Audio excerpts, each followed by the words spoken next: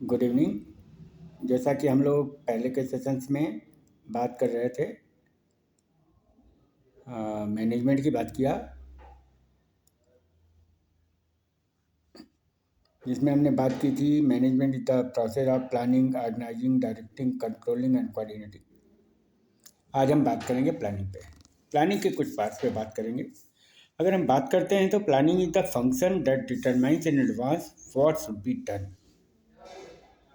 Planning is an intellectual process who determines the things in which shape, in which way we have to work। और किसी भी चरण को पूरा करने के लिए प्लानिंग बहुत ज़रूरी है। और फर्स्ट प्रोसेस होता है, इसके कुछ कैरेक्टरिस्टिक्स हैं। इंटेलेक्चुअल प्रोसेस है, प्री एक्शन स्टेज प्रोसेस है, इसका परवेसिव प्रोसेस है, कंटिन्यूअस प्रोसेस है, इंटीग्रेटेड प्रोसेस है, एक डायनेमिक प्रोसेस है और एक पार्टिसिपेटिव प्रोसेस है।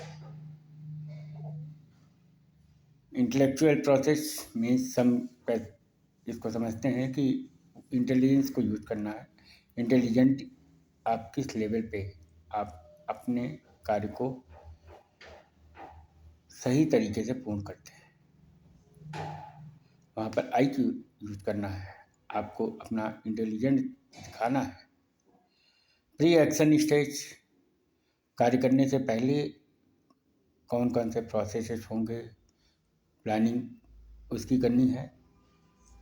ये कंटिन्यूअस प्रोसेस है, प्लानिंग कंटिन्यूअस होती है, प्लानिंग एक दिन में नहीं होती है। आप प्लान करते हैं, फिर बीच में उसको चेंज भी करते हैं और ऐड ऑन भी करते हैं उसमें।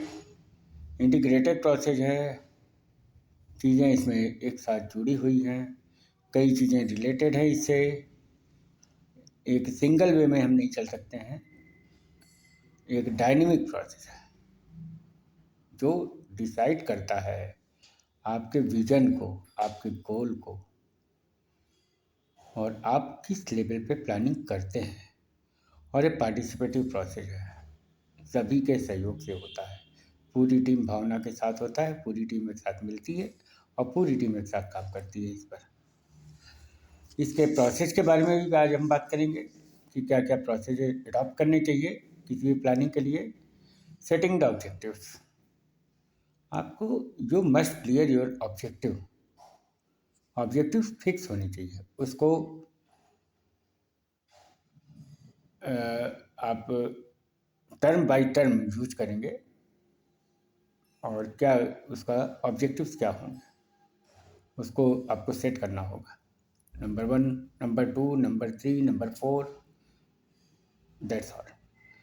Developing the planning premises, planning का जो स्थान आप डिसाइड करते हो, चीज़ें करते हो, उसको डेवलप करना होगा।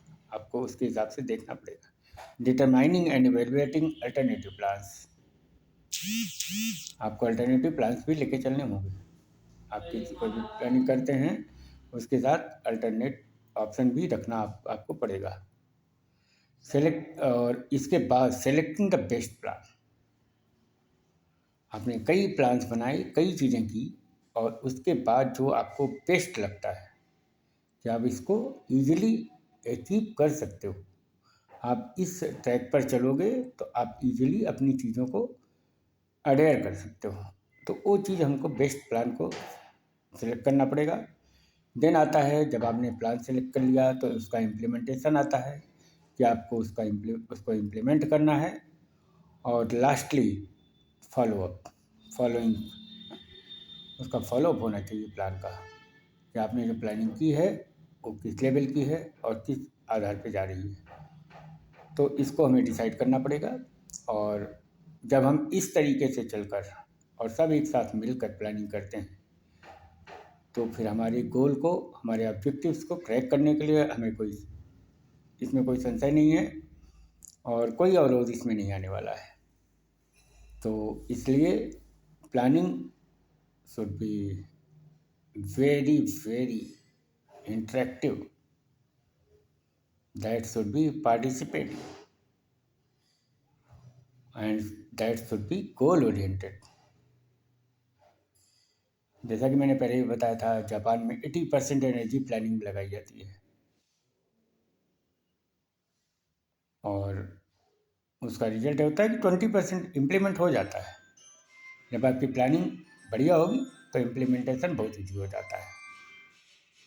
आज के लिए सिर्फ इतना ही, और कल हम फिर मिलेंगे, टाइप्स ऑफ प्लानिंग्स पे बात करेंगे, और भी प्लानिंग के स्टेजेस पे बात करेंगे। तब तक के लिए धन्यवाद। Good night.